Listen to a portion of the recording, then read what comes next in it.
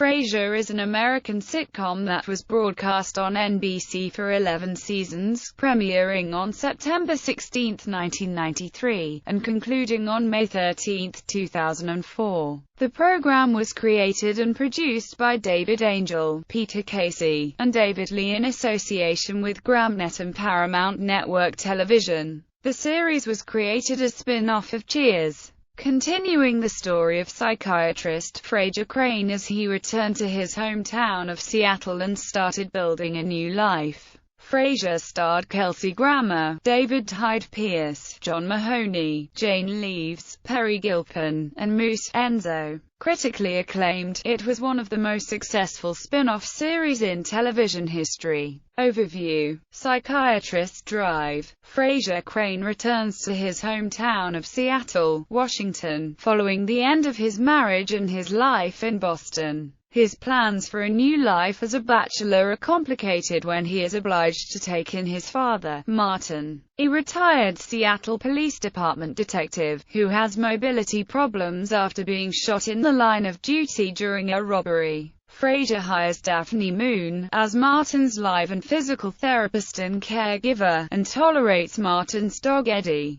Frasier frequently spends time with his younger brother Niles, a fellow psychiatrist. Niles becomes infatuated with, and eventually falls in love with Daphne, but does not confess his feelings to her until the final episode of the 7th season. Frasier hosts the Dr. Frasier Crane Show, a call-in psychiatry show on talk radio station KACL. His producer Roz Doyle is very different from Frasier in many ways. She is street-smart, has unrefined tastes and, at least early in the series, has superficial relationships with many men. However, Roz and Frasier share a professional respect and over time they become close friends. Frasier and the others often visit the local coffee shop, Café Nervosa. The Crane sons, who possess fine tastes, intellectual interests, and high opinions of themselves, frequently clash with their blue-collar, down-to-earth father. The brothers' close relationship is often turbulent, and their sibling rivalry intermittently results in chaos.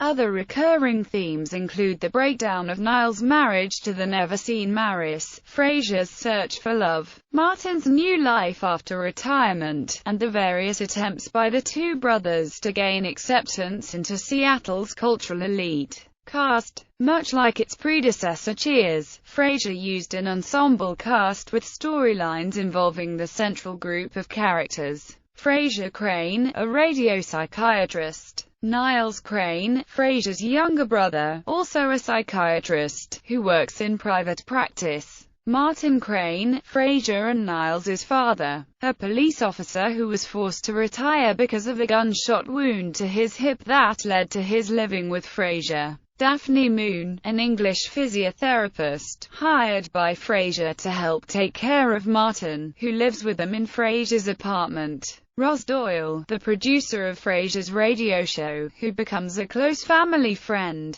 Eddie then Enzo, Martin's Jack Russell Terrier. Recurring characters included Bob Bulldog Briscoe, the host of a sports radio talk show that followed Frasier's daily broadcast at KACL. He became a regular cast member for seasons 4 through 6. Noel Shempsky, KACL technical assistant and avid Star Trek aficionado, that held a flame for Roz. Gil Chesterton, KACL's pretentious, snarky, British restaurant critic. Kenny Daly, KACL's station manager. Bebe Glazer, Frasier's manipulative, amoral agent.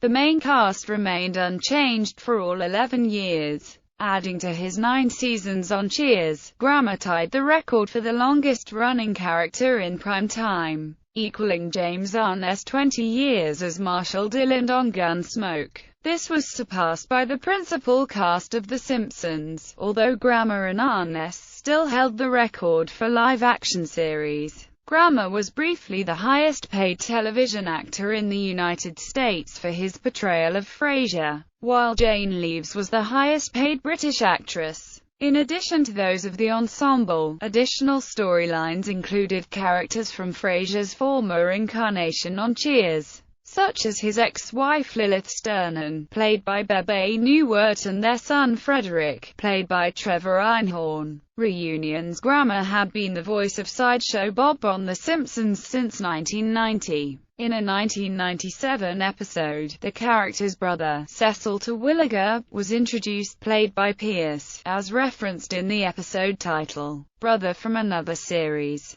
The episode contained numerous Frasier references. Pierce returned as Cecil for the second time alongside Grammer in the 2007 episode, Funeral for a Fiend. The episode introduced the brothers' father, Dr. Robert Terwilliger, who was portrayed by Mahoney. Cast member reunions also occurred on 4 episodes of Hot in Cleveland, which featured Leaves in the main cast along with Wendy Malick. In the Season 2 episode, Unseparated at Birth, and Season 3 episode, Funeral Crashes, Mahoney guest stars as a waiter smitten with Betty White's character. Gilpin appears in the episode I Love Lucy, and Tom McGowan appears in Love Thy Neighbor as a casting director. Hot in Cleveland was produced by Suzanne Martin, who wrote multiple episodes of Frasier. Production. Creation. During the 8th season of Cheers, Grammer made a deal with former Cheers producers David Angel, Peter Casey, and David Lee that they would do a new series together once Cheers ended. Once it became clear during the 10th season that the 11th would be the last, the group began working on their next series together. Grammer did not originally want to continue playing Frasier. Crane and Angel, Casey, and Lee did not want the new show to be compared to Cheers, which they had worked on before Wings. The three proposed that the actor play a wealthy, Malcolm Forbes-like paraplegic publisher who operated his business from his apartment. The main show featured a street-smart, Hispanic live-in nurse who would clash with the main character. While Grammer liked the concept, Paramount Television disliked it, and suggested that the best route would be to spin off the Frasier Crane character. Grammer ultimately agreed to star in a Cheers spin-off, but the producers set the new show as far from Boston as possible to prevent NBC from demanding that other characters from the old show make guest appearances on the new show during its first season. After first choosing Denver, Angel, Casey, and Lee ultimately chose Seattle as the setting. The creators did not want Frasier in private practice, which would make the show resemble the Bob Newhart show. Taking from an unused idea they'd had for a Cheers episode, they conceived the idea of the psychiatrist working in a radio station surrounded by wacky, yet lovable, characters. After realizing that such a setting resembled WKRP in Cincinnati, the creators decided to emphasize Frasier's home life, which Cheers had rarely explored. Lee thought of his own experiences with the relationship between an aging father and the grown-up son he never understood, and thought it would be a good theme for Frasier. Although Frasier had mentioned on Cheers that his father, a research scientist, had died, it was decided to overlook the discrepancy. One element of the original concept that was carried over was the live-in healthcare provider, which would be for Frasier's father. Grammer points out that very little of the Frasier Crane of Cheers carried over to Frasier, as his family history was changed. The setting, his job and even the character itself changed from its Cheers predecessor, having to be more grounded as the central character of the show so the other supporting characters could be more eccentric. Casting Martin Crane was based on creator Casey's father, who spent 34 years with the Seattle Police Department. The creators suggested to NBC that they'd like to cast someone like Mahoney, to which NBC told them if they could get Mahoney, they could hire him without auditions. Both Grammer and the producers reached out to Mahoney, with the producers flying to Chicago to show Mahoney the pilot script over dinner. Upon reading the script, Mahoney accepted. Grammer, who lost his father as a child, and the childless Mahoney immediately built a close father-son relationship. In discussing Martin's nurse, Warren Littlefield of NBC suggested she be English instead of Hispanic and suggested Leaves for the role. Grammer was initially reluctant as he thought the casting made the show resemble Nanny and the Professor. but approved leaves after a meeting and read-through with her. Mahoney and Leaves quickly bonded over their shared English heritage. Mahoney is originally from Manchester, where Leaves's character is from. The character of Niles was not part of the original concept for the show. Frasier had told his bar friends on Cheers that he was an only child. However, Sheila Guthrie, the assistant casting director on Wings, brought the producers a photo of Pierce and noted his resemblance to Grammer when he first appeared on Cheers. She recommended him should they ever want Frasier to have a brother. The creators were blown away, both by his resemblance to Grammer and by his acting ability. They decided to ignore Frasier's statement on Cheers and created the role for Pierce. Pierce accepted the role before realizing he hadn't read a script. Once he was given a script, he was initially concerned that his character was essentially a duplicate of Frasier, thinking that it would not work. The first table reading of the pilot script was notable because the producers had never heard either Pierce or Mahoney read lines because they were cast without auditions. The only main role that required an audition was Roz Doyle, who was named in memory of a producer of Wings. The producers auditioned around 300 actresses with no particular direction in mind. Women of all ethnicities were considered. Lisa Kudrow was originally cast in the role, but during rehearsals, the producers decided they needed someone who could appear more assertive in her job and take control over Frasier at KACL, and Kudrow did not fit that role. The creators quickly hired Gilpin, their second choice. The original focus of the series was intended to be the relationship between Frasier and Martin, and it was the focus of most of the first season episodes. Once the show began airing, Niles became a breakout character, and more focus was added to brothers' relationship, and other plots centering on Niles, starting in the second season. The producers initially did not want to make Niles' wife Maris an unseen character because they did not want to draw parallels to Vera, Norm's wife on Cheers. They originally intended that she would appear after several episodes, but were enjoying writing excuses for her absence that eventually it was decided she would remain unseen. And after the increasingly eccentric characteristics ascribed to her, no real actress could portray her. Sets and settings. Frasier's apartment was designed to be ultra-modern in an eclectic style. One of the show's signature elements that it became well known for was the apartment's design, which included elements such as a slightly split-level design, doors with triangular wooden inlay features, numerous pieces of well-known high-end furniture pieces, and a notable view from the terrace which was frequently complimented by visitors. The main set consisted of the open-concept living area with a sitting, TV space and dining area on the lower level and a piano exit to the terrace on the rear upper level. The set also included the kitchen through an open archway. A small section of the building corridor and elevator doors was built, as was a powder room near the front entrance. Two corridors off the living area ostensibly led to the apartment's 3 bedrooms. Sets for each of these rooms were built as separate sets on an as-needed basis. No building or apartment in Seattle really has the view from Frasier's residence. It was created so the Space Needle, the most iconic landmark of Seattle, would appear more prominently. According to the Season 1 DVD bonus features, the photograph used on the set was taken from atop a cliff, possibly the ledge at Kerry Park, a frequent photography location. Despite this, Frasier has been said to have contributed to the emergence of an upscale urban lifestyle in 1990s Seattle, with buyers seeking properties in locations resembling that depicted in the show, in search of that cosmopolitan feel of Frasier.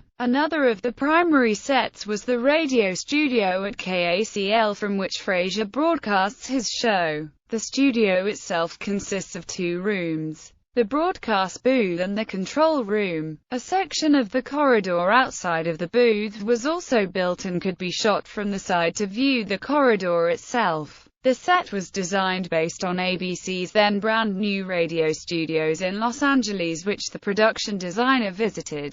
Technical elements such as the microphones were regularly updated to conform with the latest technology. Although the studio set lacked a front wall, one was built for occasional use in episodes, with certain moments shot from behind the broadcast desk, rather than in front of it as usual. The producers wanted to have a gathering place outside of home and work where the characters could meet. After a trip to Seattle, and seeing all of the burgeoning coffee shops, the production designer suggested to producers that they use a coffee shop. Unlike many of the relatively modern coffee shop designs prevalent in Seattle, the production designer opted for a more warm and inviting style which would appear more established and traditional. Stools were specifically omitted to avoid any similarity to the bar on Cheers. Several Los Angeles coffee shops were used for reference. A bookcase was added the back wall, suggesting patrons could grab a book and read while they enjoyed their coffee. The show used 3 versions of the interior set depending on how much space other sets for each episode required.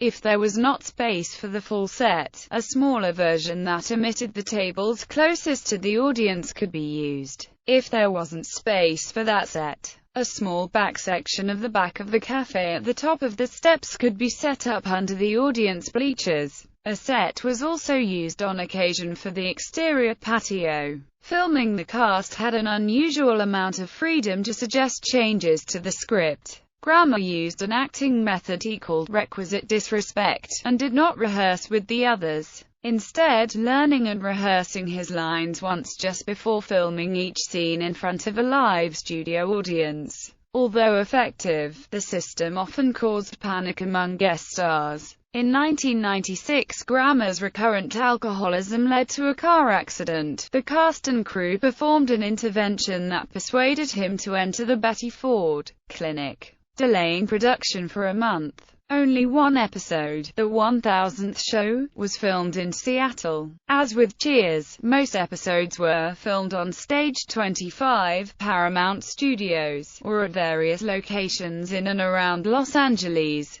The KACL callers' lines were read by anonymous voiceover actors during filming in front of a live audience, and during post-production, the lines were replaced by celebrities, who actually phoned in the parts without having to come into the studio. The end credits of season finales show grayscale headshots of celebrities who had called in that season. Numerous celebrities called in, including Phil Donahue, Marlo Thomas, Olympia Dukakis, Daryl Hannah, Christopher Reeve, Gary Sinise, Freddie Prinze Jr., Laura Linney, and Estelle Parsons. Some callers also guest-starred, such as Parsons and Linney, who played Frasier's final love interest in the last season. Credits: the show's theme song, Tossed Salads and Scrambled Eggs, is sung by Grammer and is played over the closing credits of each episode. Composer Bruce Miller, who had also composed for Wings, was asked to avoid explicitly mentioning any subjects related to the show such as radio or psychiatry. After Miller finished the music, lyricist Daryl Finessa suggested the title as they were things that were, like Frasier Crane's patients,